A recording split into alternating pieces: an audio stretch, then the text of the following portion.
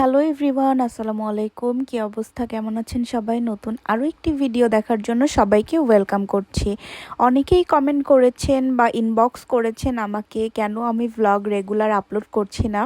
তো অনেক রিজন ছিল, অ্যাকচুয়ালি অনেক বিজি ছিলাম, সব কিছু মিলায় ওইভাবে রেগুলার টাইম মেনটেন করে উঠতে পারিনি। তো আজকে আমি ভ্লগে আপনাদের সাথে কিছু ক্লিপস শেয়ার করব, যেগুলোর কারণে আপনারা বুঝতেই পারবেন যে আমি কেন বিজি ছিলাম, কোথায় কোথায় গিয়েছিলাম এবং কি করেছিলাম।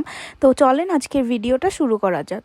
কানাডাতে এসেছি আমরা অলমোস্ট 7 মাস হয়ে গিয়েছে। তো আমরা নতুন আসার পরে কিন্তু আমাদের বাসা খোঁজার যেই ঝামেলাটা বলেন বা সব কিছু সেটেলমেন্টের একটা ব্যাপার ছিল, কোনো কিছুই ঝামেলা ফেস করতে হয় নাই, কারণ আমরা প্রথমে আসার পর থেকেই ভাইয়ার বাসায় ছিলাম। তো ভাইয়ারা এখানে অনেক বছর থাকার কারণে আমাদের আসলে ওইভাবে কোনো কিছুই ফেস করতে হয় নাই। আসলে ভাইয়াকে ধন্যবাদ দিয়েও শেষ হবে না, এত বেশি কৃতজ্ঞ আমরা। আমরা রিসেন্টলি জবে সুইচ করার কারণে আমাদের বাসা মুভ করাটা খুবই দরকার হয়ে পড়েছিল। দ্যাটস ওয়াই আমরা বাসা খুঁজতে বের হয়ে গিয়েছিলাম। এই কয়দিন মে মাস পুরোটাই অনেকগুলা বাসা দেখেছি, এত বাসা দেখেছি আনলিমিটেড, আমি গুনেও শেষ করতে পারবো না। তার মধ্যে আমি কিছু কিছু ক্লিপস আপনাদের সাথে শেয়ার করছি। এই বাসাটা বেসিকলি ছিল ভনে, টরন্টো থেকে ভন অলমোস্ট 20 কিলোমিটার্স দূরে। সো আমরা চিন্তা করলাম এত দূরে আমরা আসলে যাব না। But we're connected to a sky bridge, so you never have to go outside. You know, walk through here. Yeah, we are just talking about this one from outside. Yeah, you've probably seen it. With like this is like same owner, same building. Yeah, okay, so we actually own this building fully, and we own these two towers, but all the way to the bricks. You see the white bricks right here? Yes. That's what we own. Everything above it is actually sold. We don't deal with them. Oh, Yeah, no problems. This is the gym.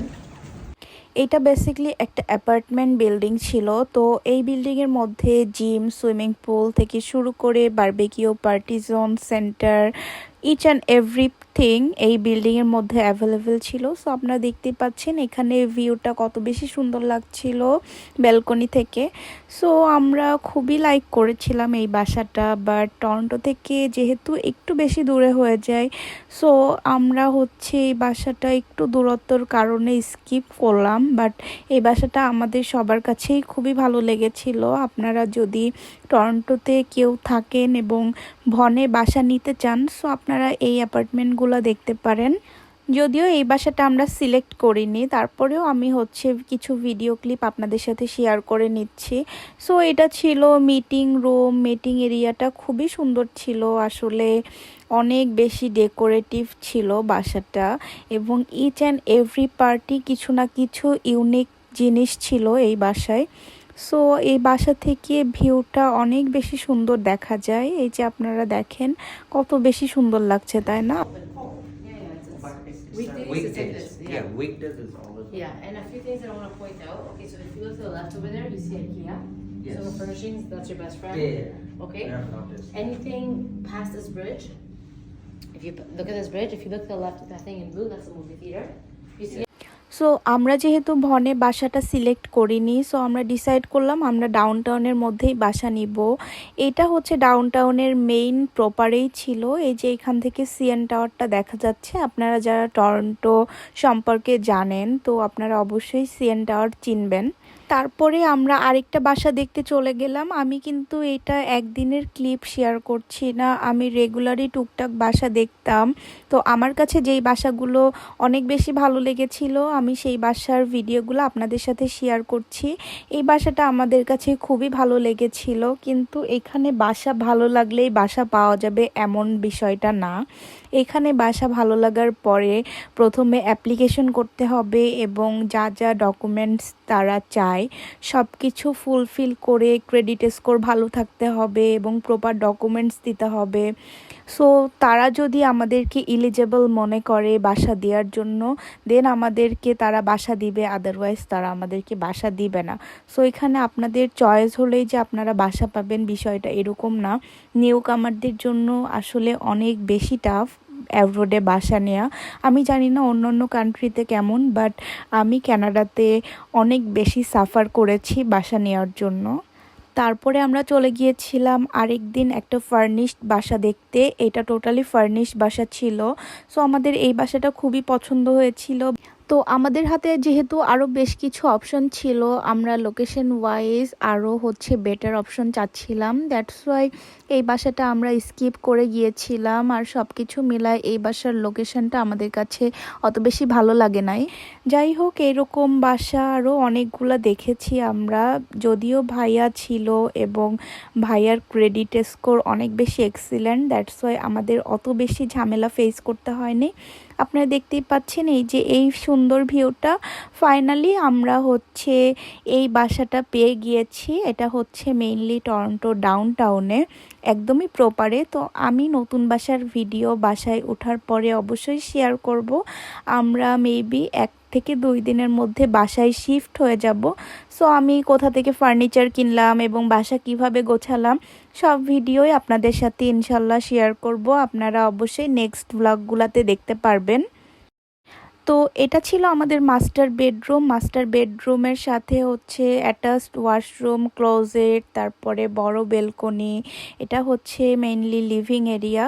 তো এই বাসাটা খুবই সুন্দর আসলে। আমি এই বাসার front view, তারপরে সব কিছু অল্প অল্প করে আপনাদের সাথে শেয়ার করার চেষ্টা করছি। আমি বাসায় ওঠার পরে আপনাদের সাথে ডিটেলসে সব কিছু শেয়ার করে দিব। আর আপনারা যারা টরন্টোতে নতুন আসবেন তারা বাসা কিভাবে নিয়েছেন আমাকে জানাবেন। তো আসলে এখানে বাসা নেওয়াটা এত বেশি সহজ না। আসলে বাসা নিতে হলে অনেক বেশি রিকোয়ারমেন্ট থাকা লাগে, জাস্ট বিকজ অফ এটা হিউম্যান রাইটের দেশ।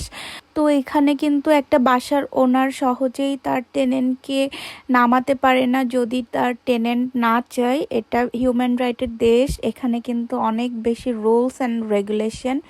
সো এই জন্যই তারা বাসা দেওয়ার আগে সব কিছু চিন্তা ভাবনা করে তারপরে একটা পার্সনকে যদি মনে করে যে না সব দিকে ইলিজেবল, তারপরে তাকে বাসা দেয়। সো এই যে আপনারা দেখতেই পাচ্ছেন আশেপাশের ভিউ, এটা আমাদের অ্যাপার্টমেন্টের সামনের ভিউ এগুলা। সো আমাদের বাসার নিচেই সব গ্রোসারি সব থেকে শুরু করে রেস্টুরেন্ট সব কিছুই অ্যাভেলেবেল ছিল। আলহামদুলিল্লাহ খুব ভালো একটা লোকেশনে বাসা পেয়ে গিয়েছি। আপনাদের কার কাছে কেমন লাগছে বাসার লোকেশন এবং বাসাটা আপনারা অবশ্যই কমেন্ট করে জানাবেন।